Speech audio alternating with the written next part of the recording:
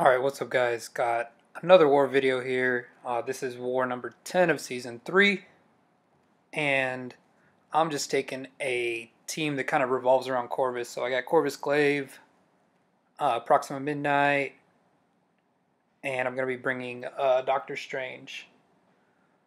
Now before we get into the fights, I just want to shout out the alliance we're playing, UNull.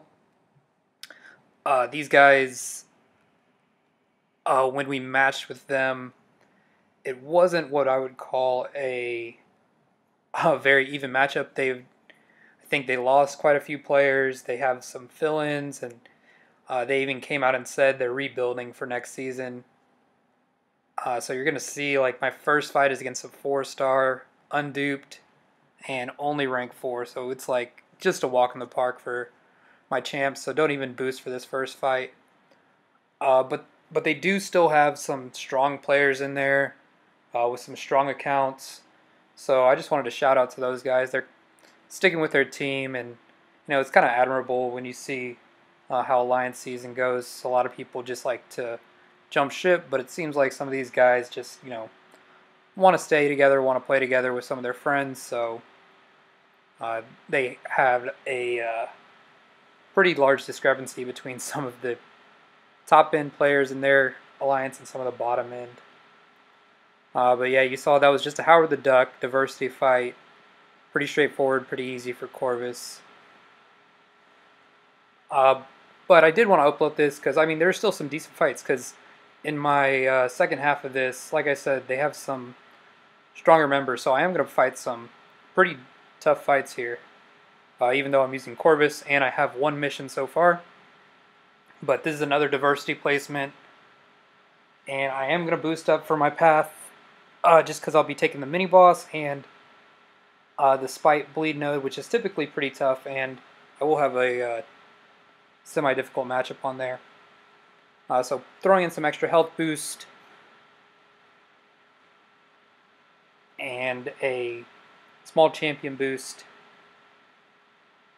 And this is just Stunlock, Immunity, Plagued Mind. So jumping in here with Corvus, and I get a Black Panther Civil War. So just fighting this one.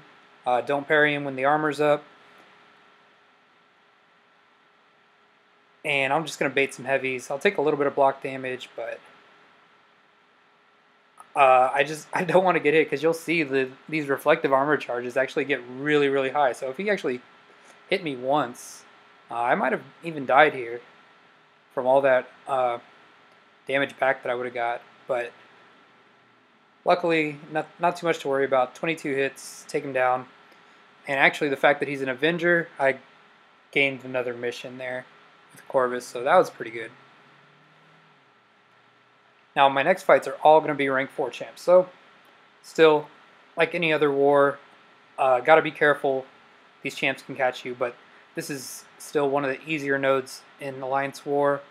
It's Tyranny and Villainy. So, kind of expecting a villain here. I do throw in one of the cosmic boosts, because, to be honest, I'm still learning a little bit with Corvus, the proper way to boost, how much I need to boost to retain my glaive charges. So jump in here with him, and we get a Magneto. So not a surprise. And just parry, break some armors.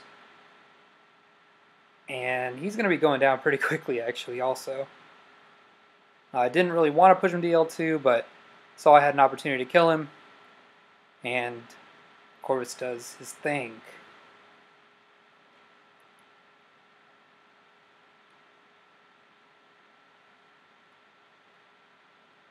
Now we get the fight that I was talking about. It's Spite, Bleed node. Corvus has a great matchup here. I actually did some scouting before, and I do know this is going to be an Iceman, just looking at the dude's profile. So Corvus being bleed immune, being cold snap immune, really gives him a lot of tools to fight this. So it is the Iceman, not going to take any of that damage. Actually going to be healing up from the bleed, which is great. And it is unblockable L1, so I need to kind of watch out for that as well. Uh, One thing I kind of overlooked was that Iceman is going to be gaining power the entire time because of Corvus's cruelty stacks that I rolled over. And I actually ran out of glaive charges really early before I threw off my L2. So that L2 should have killed him, but I had run out of glaive charges, so wasn't able to get it off fully. And that caused me to push him to an L3, which I take. So I basically have to beat this guy without my glaive charges. And I'm going to be actually taking the cold snap since my glaive charges are down as well.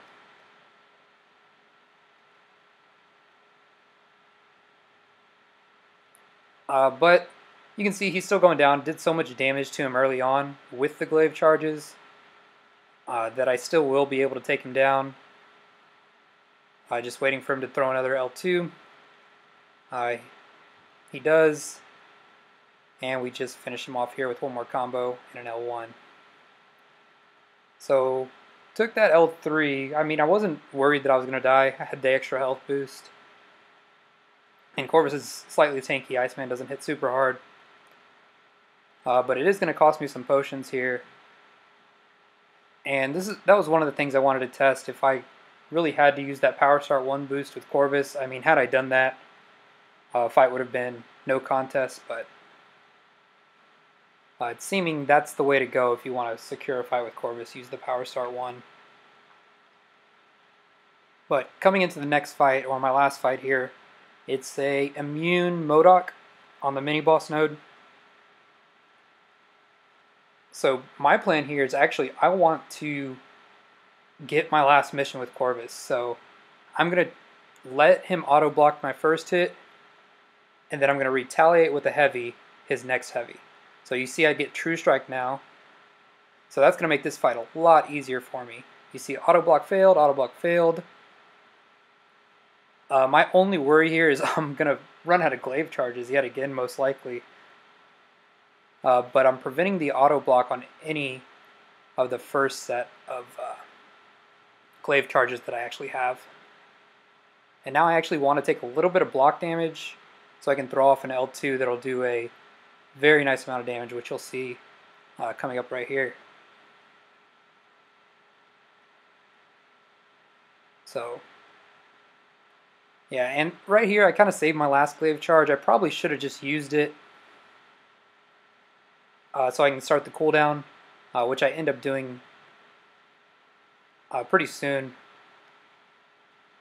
But now I'm pretty much have to wait out the cooldown of these glaive charges before I can defeat him. And that's tough because it's like 55 seconds.